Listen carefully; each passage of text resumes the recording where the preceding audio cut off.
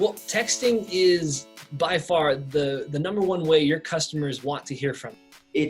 It's crazy to me how you can build a business and have all these transactions happening and not even know who these customers are. People aren't concerned anymore about resume jumping. Your brand is who you are.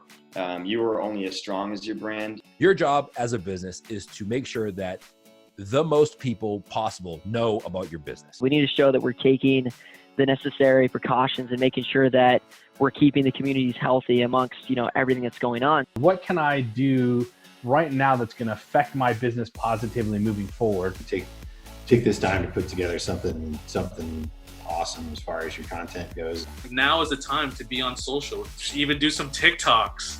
Start dancing. I'm trying to make sure I can squeeze out every second of revenue that I can. Never underestimate the value of communication with your customer. Set yourself up to come out of this stronger on the other side of it. Businesses, they get the order wrong, where they have amazing content, but if there's no eyes on it, then it doesn't really matter. Being flexible like that, I think, is key in times like this. There's just not going to be the time to do this old school hiring process. Hey, I couldn't find your guys' apartment, but I left it at the pawn shop. Samantha ate my burrito.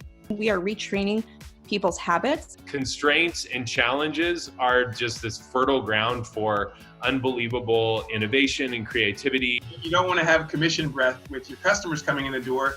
You just want to be genuinely happy to see them. Procedures and things on PowerPoint presentations and PDFs are wonderful, but are they being executed? The restaurant leaders that are ahead of the game and are thinking through how they're going to reopen and what is their restaurant of the future going to look like are the ones that are going to win. They're going to come out stronger in the end. Diversity is probably the most critical element to being able to manage any kind of critical blow to one part of your revenue vertical. I would advise that you put one food on survival mode and then you put your other food on reinvention mode.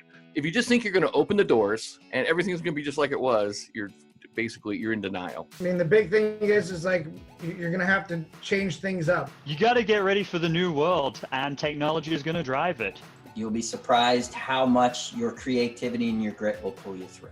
We could collect as much data as we can, but that doesn't do anything for us if we're not taking action. We want to make sure we have data-driven decisions. Balancing this triple bottom line of becoming an employer of choice, a destination of choice, and an investment of choice was life-changing. This kind of current COVID landscape and then the days to come is going to provide a real opportunity for restaurants to earn trust. Social media, honestly, that's the key, right? They're on social media, they're on their mobile phones. So shouldn't we talk to them there? If you have the good data, it should point you where questions need to be answered. And if you're hiring on your values, generally everyone is rowing in the same direction. Then your message better speak to that demo and not necessarily a generic message saying, come to my store, you'll love it, and you'll buy something. It's crucial that you explore new opportunities to connect with them and show them how valuable they are to you. We're about Kaizen. We want to continuously improve. There's a legitimately big advantage to shopping and eating local that I think people are realizing. We're going to see the world come together in a way that frankly we've been needing. The only way to kind of evolve and really understand what's happening in the operation, and whether it be from an internal operation perspective or from a guest perspective, is having strong data. That we really have an opportunity to make someone smile, and people are so starved for attention. Anytime you have to change the customer's path to purchase, is when you see pretty steep drop-offs. Part of the culture of food safety is to really reinforce how big of a deal this is. But I think restaurants really have to figure out their point of difference within the community. The reality is we've got a lot of information about what essentially the carriers for vaccine and that sort of thing. So really what we're just looking at is the little tiny piece of the vaccine that relates to this individual virus. It doesn't matter if you're 3 units, 20 units, 500 units, whatever the case may be. You've got to have a sense of being nimble. All right, if I'm not going to get the sales lift, where within my organization can I be more efficient? I mean, the one thing you can never do in the restaurant business is kind of look at what you did yesterday.